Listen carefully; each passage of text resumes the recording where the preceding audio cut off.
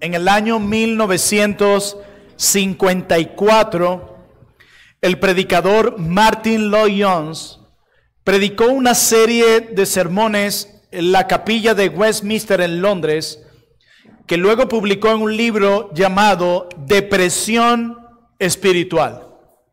Sí, así se llama este libro de Martyn Lloyd-Jones, Depresión Espiritual. Y en ese libro usted va a encontrar estos sermones predicados en el año 1954 en Westminster. Y la evaluación que Martyn Lloyd-Jones hacía de la iglesia a través de esos sermones, la evaluación que él hacía de la iglesia a mediados del siglo XX es válida en el siglo XXI. Él dijo lo siguiente en aquel momento en uno de sus sermones: no dudo en afirmar nuevamente que una de las razones por la cual la iglesia cristiana cuenta tan poco en el mundo moderno es que tantos cristianos están en una condición espiritual particular. Y él sigue diciendo: la necesidad más grande en este tiempo es una iglesia reanimada y alegre. ¿Escucharon eso? La necesidad más grande en este tiempo es una iglesia reanimada y alegre. Y dice el doctor Martyn Lloyd-Jones: los cristianos descontentos son como testimonio, una recomendación pobre de la fe cristiana. Los cristianos descontentos son una recomendación pobre de la fe cristiana. Esta frase la publicó el doctor John Piper, a quien quiero dar crédito esta tarde, en un libro maravilloso que se imprimió muy poco, pero que para mí ha sido una joya. Y es un libro que se llama Batallando contra la incredulidad o con la incredulidad. Es un libro que me obsequió hace varios años uno de los diáconos de la IBCJ, y desde aquel momento vuelvo a ese libro una y otra vez. Martyn Lloyd-Jones dice algo tan cierto y al mismo tiempo estremecedor. Y él dice que la condición de la iglesia en aquel tiempo, y pienso que sigue siendo la condición de la iglesia hoy, es que es una iglesia carente de alegría. Es una iglesia carente de gozo. Las iglesias de hoy dan mucho dolor. Parece ver a los impíos más alegres que un cristiano, a pesar de que el cristiano posee tesoros más perdurables que el que posee el impío. El cristiano, lamentablemente, vive en una constante desánimo, en un constante desánimo, dándose constantemente un golpe de pecho, con una actitud de manera constante pesimista, derrotista. Ay, ¿cómo estás tú? Aquí, bien, tú sabes cómo está la cosa. Bien, batallando. Suena lindo, pero en el fondo es una actitud derrotista, carente de alegría, de ánimo, de gozo, de contentamiento. Parecemos un montón de religiosos amargados todo el tiempo. Queremos que por tener una cara cuadrada ante nuestros vecinos todo el tiempo somos más espirituales. Y yo no estoy haciendo un llamado a la falta de sobriedad o de seriedad. No, para nada. Pero hay un problema serio cuando esta seriedad está anclada en un corazón frío que no tiene en quién confiar ni en quién alegrarse. Una vez, haciendo uno de los devocionales de Robert Murray M'Cheyne, me encontré con un devocional de D.A. Carson, donde él está explicando uno de los salmos, y es cuando el salmista dice: este es el día que hizo Dios, me alegraré y me gozaré en él.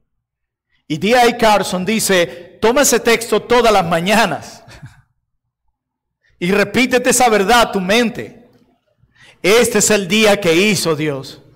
Me alegraré y me gozaré en Él. Y creo que los lunes necesitamos hacer eso. Repetirnos eso.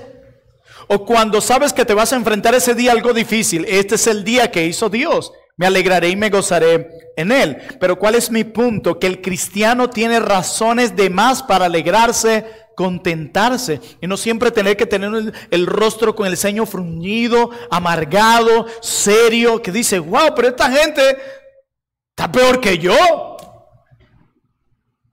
¿Qué quiero yo ir a esa iglesia si mi vecino se la pasa es amargado, serio, todo le molesta, todo le irrita, de todo hace una pelea?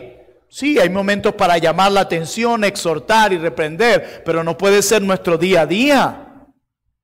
¿Qué voy a hacer yo a esa iglesia para terminar igual de amargado? No, yo mejor me quedo en mi iglesia católica, la que si acaso voy, y si no voy, el sacerdote no me pone problema. Sigo disfrutando mis buenos partidos, me desestreso con una buena comida, un trago, un paseo, el parque, y yo estoy más contento que él. De hecho, mi vecino ni sale de su casa ni al parque va. No, eso es muy feo. Por eso era que Martin Lloyd dice que hemos impactado poco en el mundo moderno debido a nuestra condición espiritual de una iglesia que necesita ser reanimada y que carece de alegría. Por eso dice Martin Lloyd, los cristianos descontentos son una recomendación pobre de la fe cristiana. ¿Escucharon eso? Una recomendación pobre de la fe cristiana. ¿Quiere decir por esto que es un pecado que nos desanimemos? Entonces, no vamos a experimentar nunca desánimo. ¿No? El desánimo es inevitable en un mundo caído. Yo voy a más bien explicar hoy cuál es el problema con el desánimo. Pero el desánimo lamentablemente es parte de ese estado que se experimenta en un mundo lleno de pecado, de dolor, muerte, sufrimiento, enfermedad, llanto, lágrima, de todo esto. Yo no estoy diciendo que el cristiano no va a experimentar desánimo. No, hermanos, hay muchas cosas que nos desaniman. Yo no sé si soy el único que 1, 2, 3 o a veces 4 días a la semana experimenta desánimo de algún tipo. Nos desanimamos cuando nuestros planes en nuestro lugar de trabajo no avanzan como pensamos. Nos desanimamos cuando creemos que esa firma se iba a dar el día lunes y pasan 15 días y nada que se da. Nos desanimamos cuando nuestros hijos se vuelven más rebeldes a pesar de que parece que le estamos invirtiendo más tiempo. Nos desanimamos cuando parece que estamos haciendo todo bien en nuestro matrimonio, pero volvemos a tener esa pelea fuerte que nos desanima y nos saca lágrimas. Decimos, ¿será que vale la pena continuar? Nos desanimamos cuando el carro se nos va unas 3, 4 veces, o 5, 6, o no, Luis. Nos desanimamos. Nos desanimamos cuando ese hermano que decía ser mi hermano en la fe, tuvimos un conflicto y ya resulta que ya ni me habla, ni me trata, ni me quiere perdonar. ¿Eso a quién nos desanima? Y tú te preguntas, ¿realmente éramos amigos o no? Te desanimas cuando vas a la iglesia y ves luchas y ves que hay cosas que no avanzan. Te desanimas cuando estás incentivando a tu iglesia a hacer su labor, pero resulta que están más apáticos que al principio.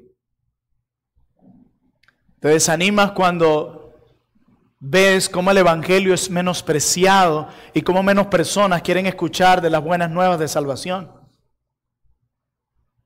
Y puedo seguir la lista, pare de contar. Yo estoy seguro que hay muchas cosas que vinieron a su mente mientras hablaba.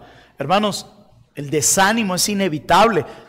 Este mundo caído y nuestro propio corazón pecador nos da muchas razones para desanimarnos. A veces no te desanima en tu propia lucha con un pecado y crees que has avanzado en esa lucha y resulta que vuelves y caes y y dices, wow, Señor, yo quiero ya dejar de venir cada mañana y confesar este pecado para que me lo perdones. Hay muchas cosas que nos desaniman. Entonces la pregunta no es si nos vamos a desanimar. La pregunta es cómo vamos a lidiar con esa emoción tan terrible que nos arrastra a lugares tenebrosos y oscuros. Para presentar algunas soluciones de eso, quisiera primero hablar un poco de la raíz del desánimo, para que podamos entender dónde comienza este mal y cómo lidiar con esto que es inevitable. Y quiero que sepan que no hay ningún pecado en sí en el desánimo. Quiero probarles que es más bien en la forma en cómo lidiamos con él lo que puede convertirse pecaminoso o piadoso. ¿Ok? De nuevo cito al doctor Martin Lloyd-Jones. Él estaría de acuerdo, decía Piper, que es una sobrevaloración, hablando de la raíz del desánimo, que es una sobrevaloración, es decir, que la simple raíz del desaliento o del desánimo es la incredulidad. ¿Lo anotaron? Que la simple raíz del desánimo es la incredulidad. Pero sería correcto decir, como Lloyd-Jones lo expresa, que la causa primordial de toda depresión espiritual es el escepticismo. Voy a repetir. La causa primordial de toda depresión espiritual es el escepticismo. ¿Saben qué es escepticismo? Se trata de dudar de la verdad, dudar de los hechos. Cuando alguien tiene suficientes evidencias de algo y a pesar de eso duda, se le dice: tú eres un escéptico. Eso está ligado con el escepticismo, con la duda de la verdad, con la duda de los hechos. Y Martin Lloyd-Jones dice: la causa primordial de toda depresión espiritual es el escepticismo, la duda a la verdad, la incredulidad, lo que decía Piper anteriormente. Y es interesante porque en nuestra época no dirían esto de la depresión o del desánimo, en una época donde a todo le quieren poner una etiqueta. John MacArthur decía algo genial en estos días. Él estuvo en una sesión de preguntas y respuestas y dijo que no existían enfermedades mentales, y esto causó un problema grande en las redes y más en nuestra generación. Y él grabó un video recientemente donde en público le dice a su iglesia, que recibió comentarios bastante fuertes, pero llamó mucho la atención que un psicólogo muy famoso de los Estados Unidos le dice: ¿sabe qué, doctor MacArthur? Yo vi tu entrevista y yo soy un psicólogo muy famoso de los Estados Unidos, con una alta experiencia y un conocimiento impecable. A lo largo de los años de mi carrera y de mi labor como psicólogo, he atendido un montón de jóvenes, a un montón de personas que pueden dar credibilidad de mi profesionalismo. Y quiero decirte esto, y que lo sepa tu iglesia, que John MacArthur ha dicho la verdad. Dijo el psicólogo. Sobre las enfermedades mentales. Y obviamente son cosas que profundizar y dar, pero ya les voy a decir a qué punto voy. Y le dijo incluso: si quieres evidencias estadísticas para probar lo que dijiste, te las doy. Si quieres escribir un libro para probar eso, te lo doy. Y John MacArthur habla que esto viene desde el pasado. Se han escrito libros sobre las mentiras de las enfermedades mentales. Obviamente no estamos negando problemas cerebrales que han sido comprobados luego de un proceso objetivo. No simplemente que tu hijo brinca mucho y salta bastante y corre de un lado a otro. Boom, aquí tiene una etiqueta. Necesitas tratarlo ya. Él está enfermo. Y eso está pasando. Sin un análisis objetivo, claro, evidente. Eso está pasando. Por eso hoy ya vemos más víctimas y por eso hay menos personas haciéndose responsables de muchas cosas. Ahora bien, ¿por qué digo esto? Porque lo que dijo Martin Lloyd-Jones hubiese sido revolucionario hoy. Que la causa primordial de toda depresión espiritual es el escepticismo, la incredulidad. Y es curioso que el que expresa eso era un doctor. Martin Lloyd-Jones, antes de ser predicador, era médico. Está involucrado directamente con la medicina, siglo XIX, no hace mucho. Y desde su experiencia y su conocimiento, porque era uno de los mejores en el área de medicina, es quien dice: la raíz de la depresión espiritual y del desánimo está aquí, en la incredulidad, el escepticismo. Y seguro ustedes ya están escépticos a lo que dije. Bueno, investiguen, lean un poquito más, escuchen la otra cara de la moneda. Obviamente son temas que profundizar, pero creo que hay mucha claridad en nuestros días. Hermanos, lo que quiero demostrar en esta tarde es que el escepticismo en la gracia venidera, esa duda en la gracia que transforma, es la raíz que cede al desaliento. Lo repito. El escepticismo en la gracia venidera es la raíz que cede, que empuja al desaliento, que alimenta el desaliento en nosotros. Esa duda, ese escepticismo al poder de la gracia de Dios en nosotros es lo que da impulso y alimenta el desaliento. O dicho de otra forma, el escepticismo es la raíz de no hacer guerra al desaliento con las armas de Dios. El escepticismo es la raíz de no hacer guerra al desaliento con las armas de Dios. Eso es lo que quiero probar. ¿De dónde? Vamos a la Biblia. Salmo capítulo 73, el texto que leímos antes de cantar nuestro himno de hoy. Salmo 73.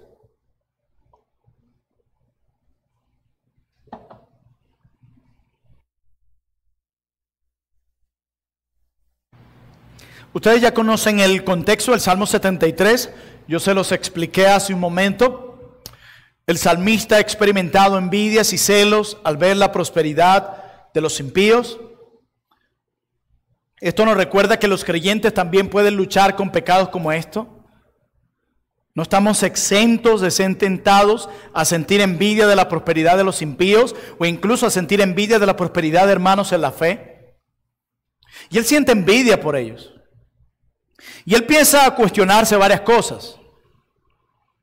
Es como la jovencita que dice, papá, ¿cómo puede ser que a mis amiguitos ni van a la iglesia y tienen de todo? Tienen una casa hermosa, una piscina super cool, un PlayStation del último año. Y ya estoy viendo a los niños diciendo, wow. Un cuarto de juguetes para ellos solos. Un iPad 12 pulgadas con buen internet para ver televisión y videojuegos toda la tarde. Papá, y yo, que voy a la iglesia el domingo, te acompaño el miércoles a la tarde. Voy a las actividades con los hermanos. A veces voy contigo a las misiones. De broma se me da lo que quiero comer en la noche. No, papi, yo creo que es mejor ser un no creyente que un creyente.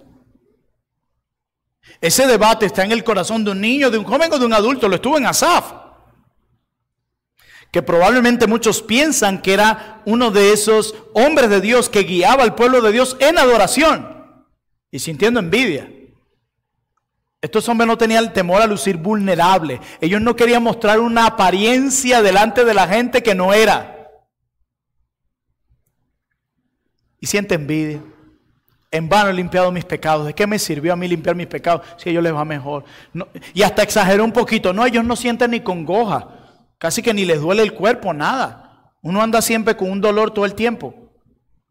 Pero era el punto hasta donde le había llegado su envidia. Entré al santuario, comprendí que vendría juicio sobre ellos y mi corazón cambió. Miren lo que hace la palabra de Dios, la verdad. Como les decía el domingo, estamos mezclados entre mentiras y verdad en nuestra mente. Y en medio de eso él está contando lo que vivió. Y él se desanimó. Miren el verso 26. Mi carne y mi corazón desfallecen. ¿Vieron eso? Está hablando de desánimo. Asaf dice que él se ha llegado a desanimar. Dice, podrán desfallecer mi cuerpo y mi espíritu. Literalmente el verbo es simple. Mi cuerpo y mi espíritu desfallecen. Lo que está diciendo Asaf es, estoy desolado, estoy desanimado. Me siento desanimado, con pocas energías emocionales para enfrentar esto. ¿Te has sentido tú así en algún momento? Donde sientes como que Ay, como que nada tiene sentido. Otra vez la rutina, pararme en la mañana, ir al trabajo, regresar. Debo el día siguiente, pararme en la mañana, regresar. Yo lo estoy diciendo, yo me estoy agotando ya y pensando en mi rutina. Todos los días. Todos los días. Y un momento donde miras, igual ves caos, poco avance en algunas cosas. Dices, esto tiene sentido. ¿Vale la pena hacer esto? Él se siente desanimado. Y ven las tres partes de esa frasecita. Mi carne, mi corazón desfallecen. No pierdan de vista esas tres frases. Mi carne, mi corazón desfallecen. Él está aquí haciendo una descripción del desánimo. Cómo luce el desánimo en la vida de alguien. Y comienza con mi carne. ¿A qué se refiere con eso? A que hay un componente físico. Está hablando del cuerpo físico. La carne es usada de diferentes formas en la Biblia. Como cuando Pablo habla en Romanos 8, ya no estamos en la carne. No está diciendo que ya no estamos en un cuerpo físico, sino en la acción de ser arrastrados sin límite por el pecado. Pero aquí la carne está hablando del cuerpo físico. Y dice, mi carne, mi corazón desfallecen. ¿Qué es lo que está diciendo aquí Asaf? Que el desánimo a veces se experimenta en el cuerpo también. ¿O no es la verdad? El cuerpo se debilita, hay fatiga. Mi papá le llama languidez. Es que nuestro viejo le pone unos nombres a las cosas, le llama languidez. Tengo una languidez. Ah, no, mi hermano Miguel, una languidez. Hay un sentimiento de apatía y letardo. No me quiero levantar en la mañana, no me siento animada. Vas en el carro como amargado, desanimado, no quieres llegar donde tienes que llegar, hacer las cosas, pararte y preparar la comida. Tu cuerpo lo siente. Un abatimiento, a veces insomnio. De diferentes formas se manifiesta. Se te cierra el estómago. ¿A ustedes les ha pasado que ya estás pronto a comer, tienes ánimo y te llega una noticia y es como si hubieses comido 5 minutos antes una hamburguesa de este tamaño? Se te cierra el estómago. Hermano, el desánimo afecta lo físico. Lo mismo a veces sucede con la depresión y la ansiedad. Afecta lo físico porque acuérdate que hay una estrecha unión entre nuestro espíritu y nuestro cuerpo. Por eso muchas veces lo que pasa en el alma lo siente el cuerpo y a veces lo que siente el cuerpo se experimenta también una aflicción en el alma debido a la estrecha unión entre el uno y el otro. Así que nuestro cuerpo físico lo va a sentir. A veces el estrés te produce algún tipo de alergia, dolores, tu colon comienza a sufrir. ¿Ven cómo un aspecto emocional se puede reflejar en lo físico? Eso sucede, hermano. El estrés nos debilita, nos desgasta, nos acaba. En esos días un hermano me decía, ¿a ti te ha pasado? A mí me está temblando el párpado. Yo le digo, bienvenido al club.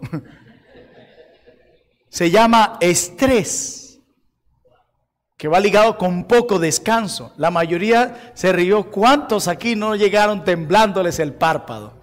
Y buscando en YouTube, ¿será esto un cáncer o un tumor? Porque ahora esa es la forma en cómo queremos resolver todo. Nuestro cuerpo lo siente, hermanos. Debido a esa estrecha unión entre nuestras emociones, nuestro espíritu y nuestro cuerpo. Pero dice en segundo lugar el salmista, y mi corazón desfallece. No solo su carne, y mi corazón. ¿Qué significa esto? Significa que hay una dimensión espiritual, emocional, con respecto al tema del desánimo. ¡Ay! Nuestros corazones se desalientan. Andamos desanimados. No queremos que nos hablen. Andamos tristes, consumidos, como si nos estuviéramos tragando de adentro hacia afuera. Algo impresionante. Un vacío en el estómago. Como si te está arrastrando algo, una ansiedad tremenda que a veces se manifiesta en ataques de pánico y muchas cosas más. Nuestro corazón comienza a sufrir taquicardia muchas veces, la presión arterial se eleva. No, el tema emocional es serio. Y aquí hay muchas cosas que no estoy diciendo ni sé explicar porque el mundo de nuestras emociones es muy complejo. Lo que sí sé es que debemos tener emociones piadosas. Porque las emociones también son un regalo de Dios. Cuando la gente dice no seas emocional, yo no sé a qué se refiere.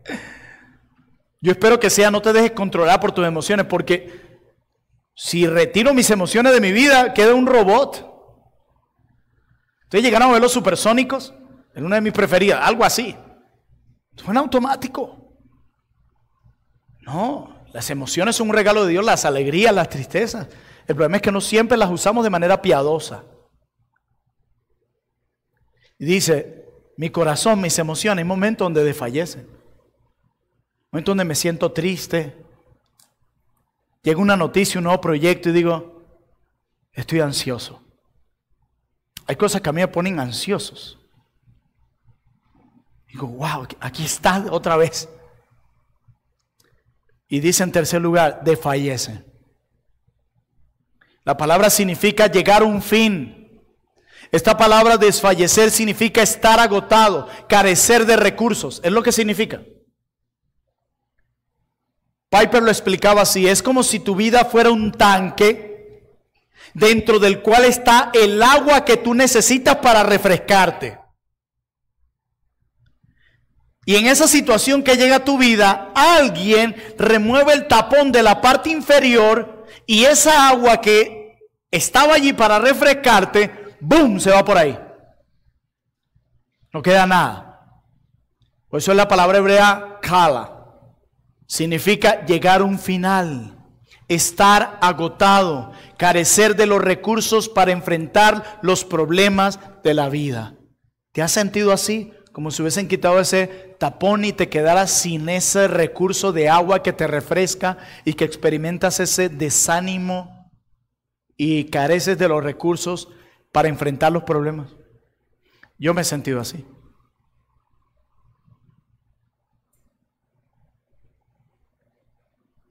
Y el salmista se siente así. Esas son las palabras en hebreo que él usa.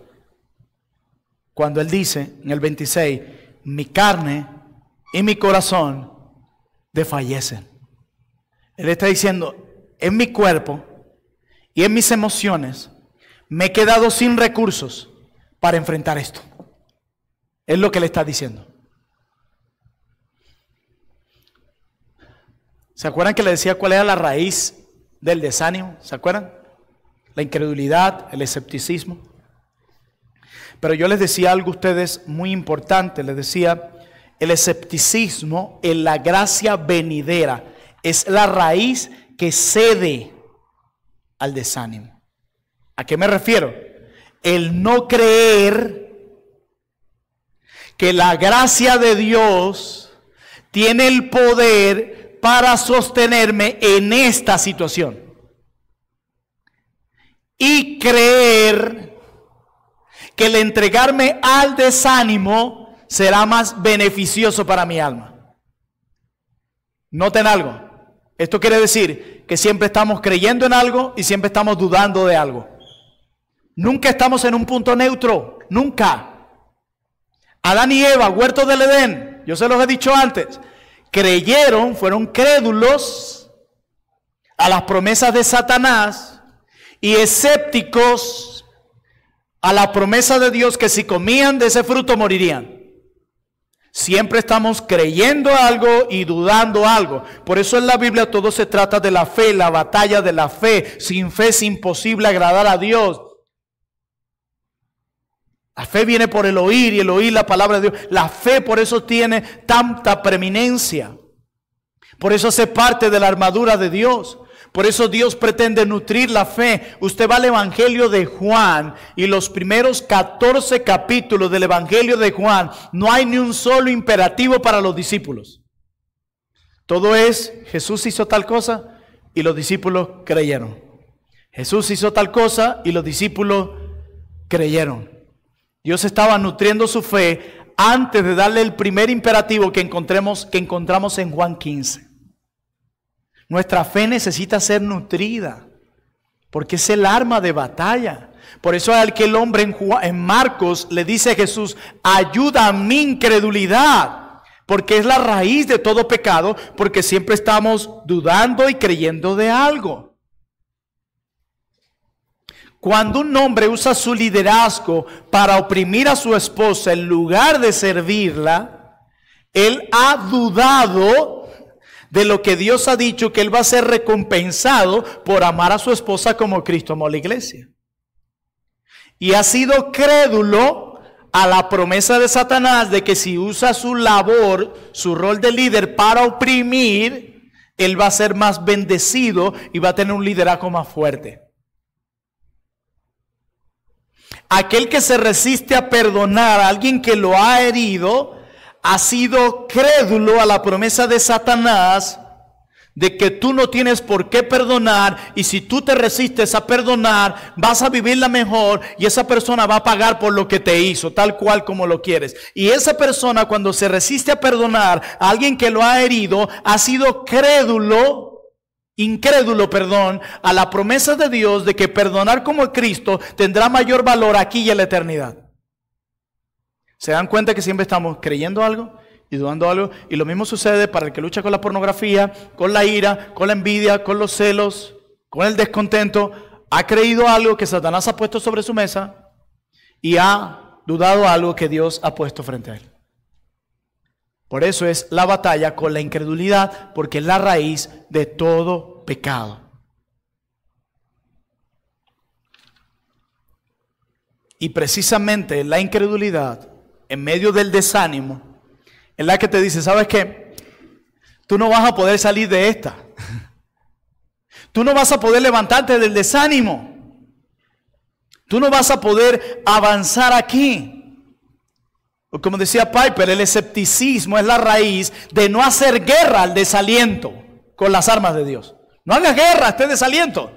Déjate sumergir por el desaliento. Déjate sumergir por el desánimo. Tú no vas a poder salir de aquí. Es más fácil. Ve al médico que te dé una pastilla, un antidepresivo. Te va a poner a dormir. Te va a mantener down todo el tiempo. Y así vas a perder de vista todos estos dolores. Esa es la única forma de enfrentarlo. Por esas promesas de la Biblia. Porque una hermana o hermano te dé una consejería, te cite un pasaje bíblico y ore contigo y cantes alabanza. Eso es mentira. Necesitas algo rápido. Tómate la pastilla, tómatela.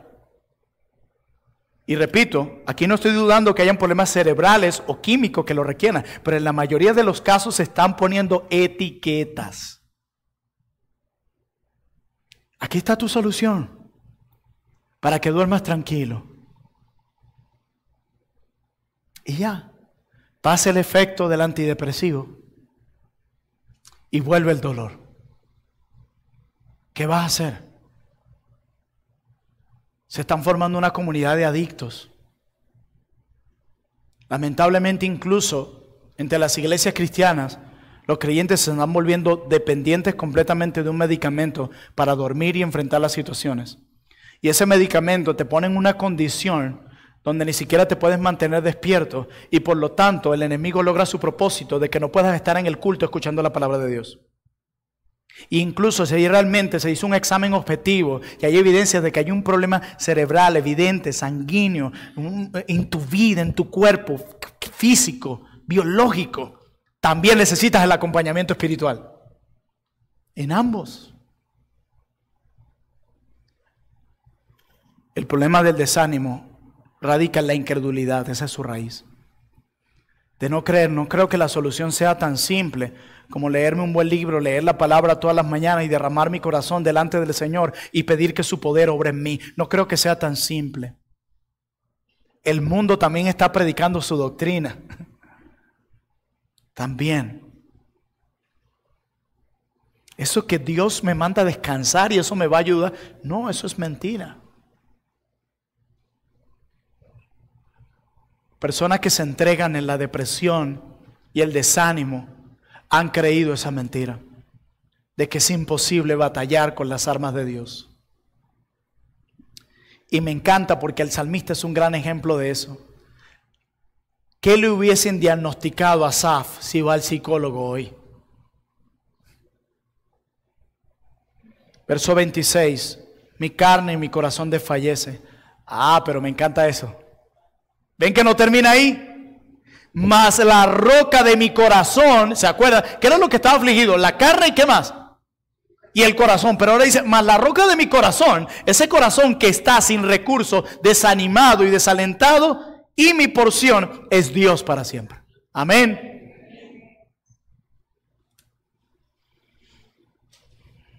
El salmista no se rinde. ¿Qué lo anima a no rendirse? La fe, porque la incredulidad te dice no vas a poder con ese desaliento. La fe te dice no te rindas. Y el problema de nosotros es que nos rendimos antes de pelear. El salmista lucha contra el escepticismo con un contraataque. Hermanos, esto es una guerra. Estamos en guerra todos los días. Por eso la Biblia habla de la batalla de la fe. Ponte la armadura de Dios. Estamos en guerra. En esencia, él expresa, por mí mismo me siento muy débil. Él no está negando sus emociones ni su debilidad. Él no está tratando de lucir fuerte delante de la gente mientras está completamente destrozado en su vida. Él no está tratando de mostrar una apariencia falsa, una careta. Él se está mostrando tal cual como él es. Por mí mismo me siento muy débil, dice el salmista. Por mí mismo me siento indefenso. Me siento incapaz de sobrellevar todo esto. Mi cuerpo está herido y mi corazón está casi muerto. Pero cualquiera sea la razón de ese desaliento, dice el salmista, no voy a rendirme. Yo no voy a rendirme. Confiaré en Dios y no en mí, porque Él es mi fuerza y mi porción para siempre. No solo un día, sino incluso cuando este desaliento termine, Él seguirá siendo mi porción. Si vuelve otro desaliento, Él seguirá siendo mi porción, porque Él es mi porción para siempre. Él es mi mayor riqueza. Él es mi mayor deleite. En Él está mi fuerza. En Él está mi ánimo. En Él es mi porción para siempre, aunque todo lo demás me sea quitado. No tenía esto en mi nota, pero acompáñenme al Salmo 16.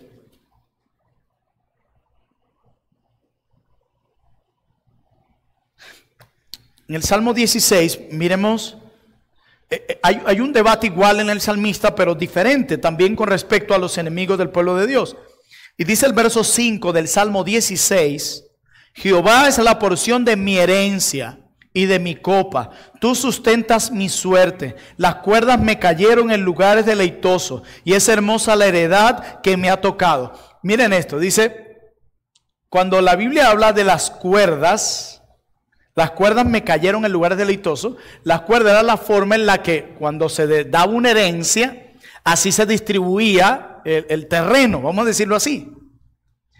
Y el salmista habla de una herencia que no tiene que ver con algo material. Dice que mis cuerdas me cayeron en lugares deleitosos y es hermosa la heredad que me ha tocado. De acuerdo al Salmo 16, ¿saben cuál es la herencia que le tocó? Dios mismo.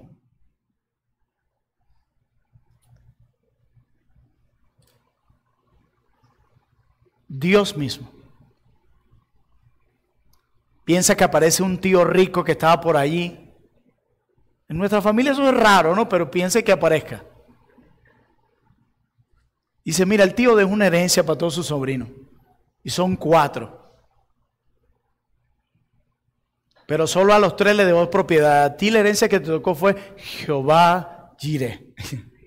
¿Estarías contento con eso? Ay, tío, pensé que la casa ya en el llano. ¿Te alegrarías como el salmista? Las cuerdas me cayeron en lugares deleitosos. La herencia que me tocó, la porción que me tocó, fue Dios mismo. ¡Qué bendición tan grande! Eso es lo que dice el salmista en el Salmo 73. Dios es mi porción. Aunque esto se haya ido de mí, esto, Él es la mejor porción para mí. Y necesitamos predicarnos esto todos los días.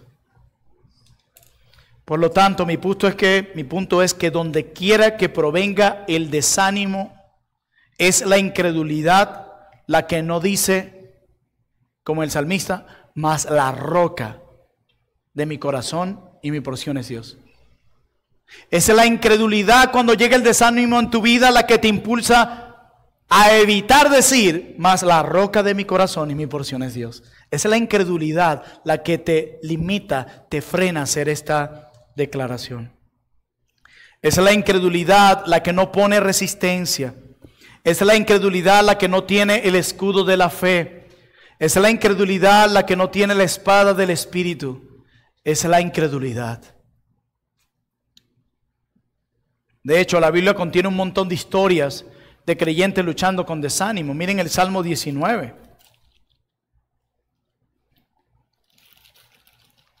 Dice el Salmo 19, versículo 7.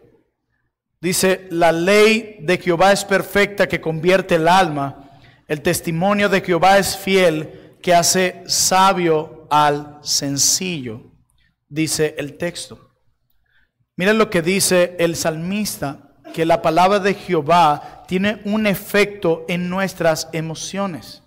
Convierte el alma. Otra versión dice, conforta, alienta el alma. Lo que está admitiendo el salmista es que el creyente muchas veces necesita que su alma sea confortada. La Biblia no está tratando de presentar creyentes que no luchan, que no se desaniman, sino que tienen los recursos a dónde correr, porque recuerda que es la incredulidad la que te dice, no luches, va a ser imposible que tú salgas de este desánimo. Esa es la mentira que te hace creer.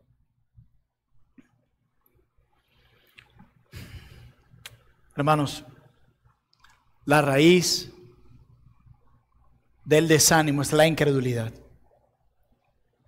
La raíz del desánimo es el escepticismo, que te dice, no pelees, jamás va a salir de acá. Pero la fe es la que te lleva a aferrarte a Dios y a decir, a pesar de que mi carne y mi corazón desfallecen, la roca de mi corazón y mi porción es Dios para siempre, incluyendo en este proceso de desánimo que me encuentro. Él es mi porción para siempre. Algunas aplicaciones para terminar. Cuando nosotros miramos hacia el Nuevo Testamento, y lo veíamos en una de nuestras clases sobre el sufrimiento que expuso nuestro hermano Daniel Escalante, y era el ejemplo de Jesús. De acuerdo a Mateo 26, 36 al 38 y textos paralelos en el Evangelio de Juan y Mateo, Jesús en el huerto de Getsemaní comienza a experimentar el desánimo porque Él dice, estoy afligido hasta la muerte. El desánimo. Y teniendo esa historia en mente, yo quiero darles algunas aplicaciones. Mi primera aplicación para ustedes, si tienen dónde anotar, colóquela allí. No dejes que tu corazón sea dominado por el desánimo. No dejes que tu corazón sea dominado por el desánimo.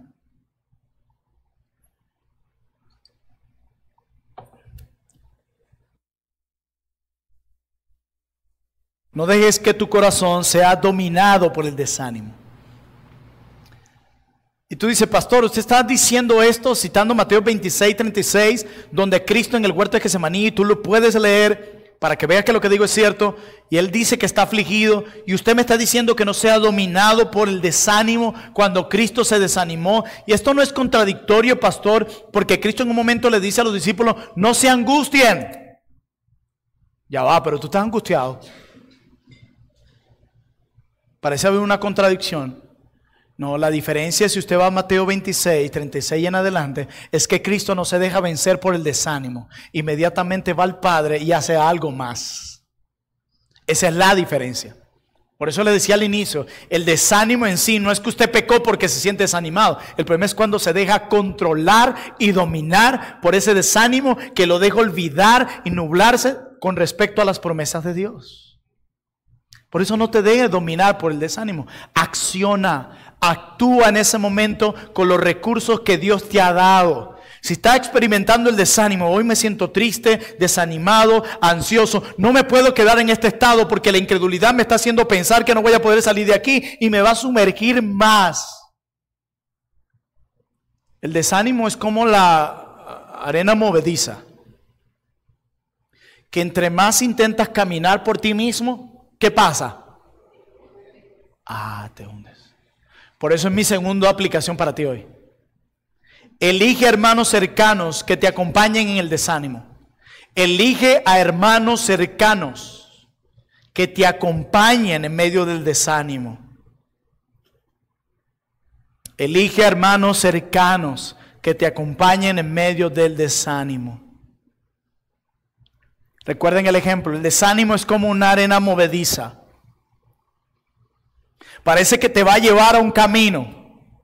Y cuando entras a él parece imposible salir. Y cuando intentas caminar por tus propios medios, salir por tus propios medios, te hundes más, te hundes más, te hundes más, hasta que mueres.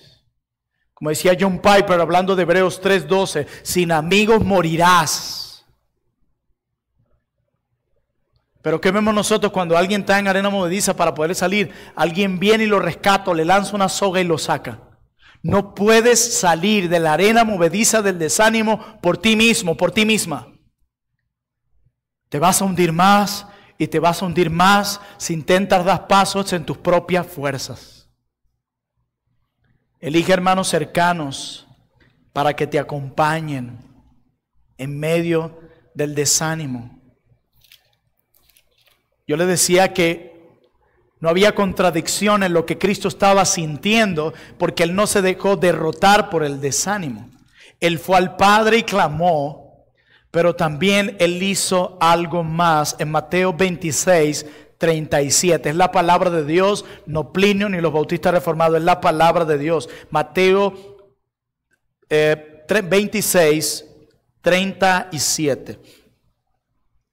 Y tomando a Pedro y a los dos hijos de Zebedeo, comenzó a entristecerse, hablando de Jesús, y a angustiarse en gran manera. Verso 38, entonces Jesús le dijo, mi alma está muy triste hasta la muerte, quedaos aquí y velad conmigo. Amigos míos, Pedro, hijos de Zebedeo, quédense conmigo en este momento de aflicción y de desánimo que tengo.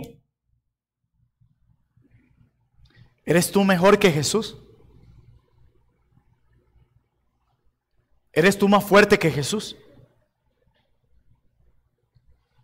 Por eso no hay nada más arrogante y horrendo y contradictorio a la luz de la palabra de Dios que un cristiano que está experimentando desánimo o enfriamiento intenta caminar solo.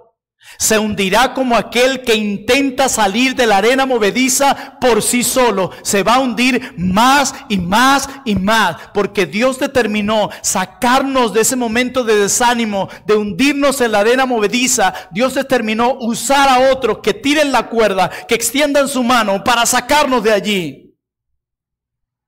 Por eso es una soberbia decir, yo puedo lidiar con esto sola, yo puedo lidiar con esto solo, yo amo a Cristo, yo no necesito del pueblo de Dios, yo puedo sola. Ahí tienes una persona arrogante y orgullosa, donde su propio desánimo y desaliento e incredulidad le ha llevado a creer una mentira.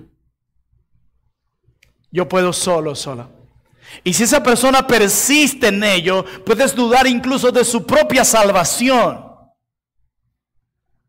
Porque esa persona que ha decidido caminar solo, sola, sin la ayuda de nadie, haya realmente un problema emocional, espiritual o físico comprobado, y ha decidido caminar sola, sin el acompañamiento de nadie, esa persona está diciendo, yo soy mejor que Jesús.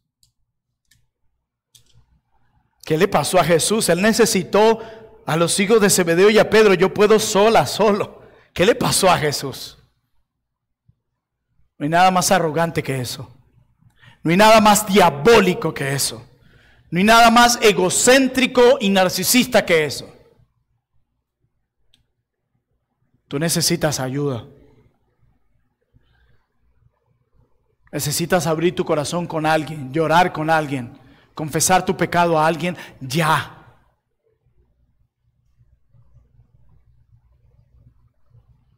No somos mejores que Jesús. Antes de la caída siempre se los he dicho. Lo único que no era bueno es que el hombre estaba solo. Antes de que entrara el pecado, el egoísmo, la maldad, el desánimo, la muerte, la enfermedad, la tristeza, antes de que todos esos males entraran al mundo, lo único que no era bueno era la soledad. Y tú me vas a decir hoy, después de la entrada del pecado, que la mejor decisión que tú pudiste tomar fue la soledad. Tú ignoras tu Biblia muchísimo. Y has hecho a un lado a Dios muchísimo y has abrazado la filosofía del mundo, la doctrina del mundo. Y te estás perdiendo la oportunidad de recibir la ayuda del pueblo de Dios. Te estás perdiendo la oportunidad de recibir el amor de Cristo. No, Cristo me consuela. Sí, yo no sé si tú lo sabías, lee tu Biblia. Cristo te consuela a través de su pueblo porque Él mora en su pueblo. Cuando me negaste el agua, en aquel momento, dijo Cristo, a mí me la negaste. Cuando no me visitaste en aquel momento, a mí fue el que no visitaste. Como si me lo hubieses hecho a mí. Porque somos hijos de Dios en quien la imagen y la presencia de Cristo habita. Cuando un hermano de Dios te sirve y te sostiene, es como si Cristo mismo estuviera allí haciéndolo. ¿Lo sabías? Cuando un hermano te anima y te exhorta y te apercibe tu maldad, es como si Cristo mismo lo hiciera. Por eso cuando te niegas un consejo, es a Cristo mismo que te estás negando. Porque ahí mora Cristo. Ahí tienes una imagen de Cristo viviente. Busca, hermanos, que te acompañen en la prueba. Yo le he dicho antes, en mis momentos más difíciles, lo primero que he hecho es tomar el teléfono, o si por mi lucha tan fuerte me he sentido incapaz, le digo a mi esposa, Katy, llama a los hermanos. No puedo estar solo. No soy superior a Jesús, ni tú lo eres. Y si antes de la entrada del pecado éramos seres necesitados de ayuda, después del pecado más necesitas la ayuda. Por eso el libro de Eclesiastés dice, ay del solo. Ay del solo. Ya sabes, en primer lugar, no dejes que nuestro corazón sea dominado por el desánimo. En segundo lugar, elige hermanos cercanos que te acompañen en medio de esa prueba. En tercer lugar, predícate a ti mismo la verdad. Predícate a ti mismo la verdad.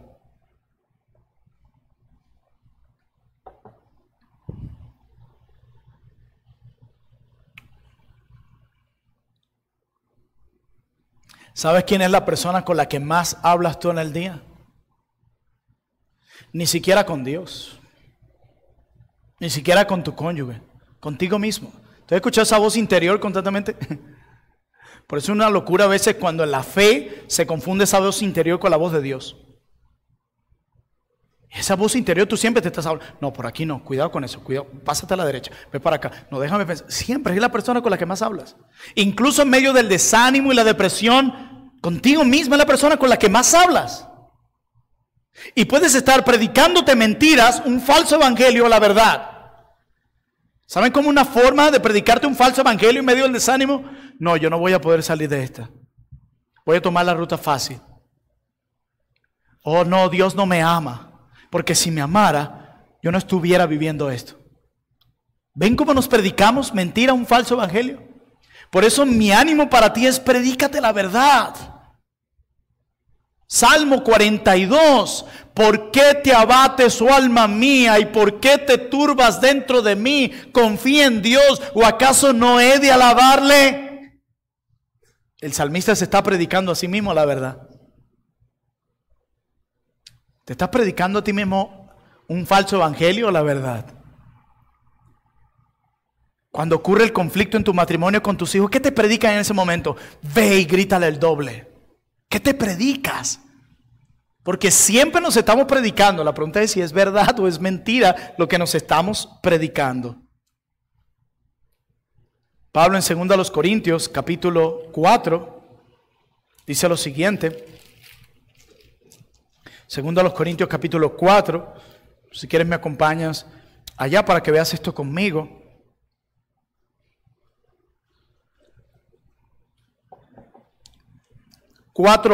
Segunda a los Corintios 4:8 dice: que estamos atribulados en todo, mas no angustiados. Me encanta porque Pablo no es ni el extra negativo, que todo ve mal en todos lados y tragedia en todos lados. No sé si ha visto gente que hay así, que no hay nada bueno en sus cuentos. En sus cuentos, en sus historias, todo el mundo muere.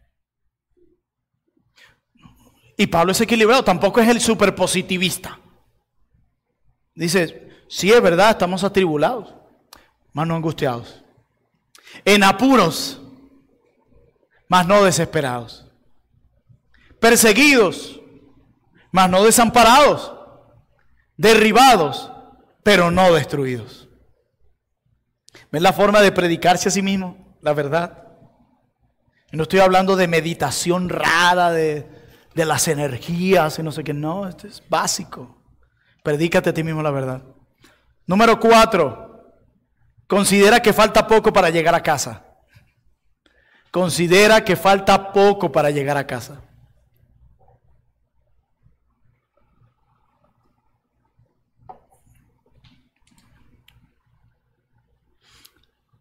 Una de mis luchas más grandes es que no sé nadar. Y me encanta el mar. Me fascina el mar. Pero basta que el agua comience a llegarme aquí y mi corazón tucu, tucu, tucu, tucu. Y mi esposa sí sabe nadar, entonces ya está, ya leo, ven amor, ven. ¿No? Y cuando se acerca me voy, porque yo sé que ella intenta. Y yo recuerdo una vez, hace varios años, en el 2015, fuimos a Margarita, primera vez. Y hasta ahora la última, pero primera vez fuimos a Margarita. Y nos regresamos en una lancha como a las 6 de la tarde y el mar estaba picado y fuerte. Yo cargaba un miedo. Boom, boom. Mi escenario trágico. Yo tenía cómo iba a morir, quién posiblemente me iba a intentar rescatar. O sea, la batalla de la mente predicándome un falso evangelio. Así es. ¿Y saben cuándo se alentó mi corazón? Cuando vi la orilla. Yo, bueno, incluso si aquí se hunde esto, yo creo que de aquí el agua me debe llevar, aquí salgo. Hermano, falta poco para llegar a casa. En medio del desánimo, la depresión, el dolor, la enfermedad. Tranquilo, ya está la orilla, mírala. Ya está la orilla, ya estamos por llegar a casa. Aguanta un poco más. No te lances antes de tiempo. Allá está la orilla, falta poco para llegar. Sí, allá en la orilla, imagínate la casa, nuestro hogar. Ya falta poco para llegar, ¿por qué desesperarnos? Falta poco para llegar a casa. Decía un siervo de Dios, el paraíso y la paz se arrastran hacia ti. Y nadie en Cristo puede eludir su captura bendita. Lo que está diciendo es que el paraíso y la paz te han capturado y te dicen, no, usted se va conmigo. Porque vas a disfrutar la paz y el paraíso sí porque sí. El paraíso y la paz te han capturado y no te van a soltar. Llegaremos a casa sanos y salvos. Con heridas, con golpes, pero llegaremos a casa. Espera un poco más. Ya se ve la orilla. Ya se ve la orilla.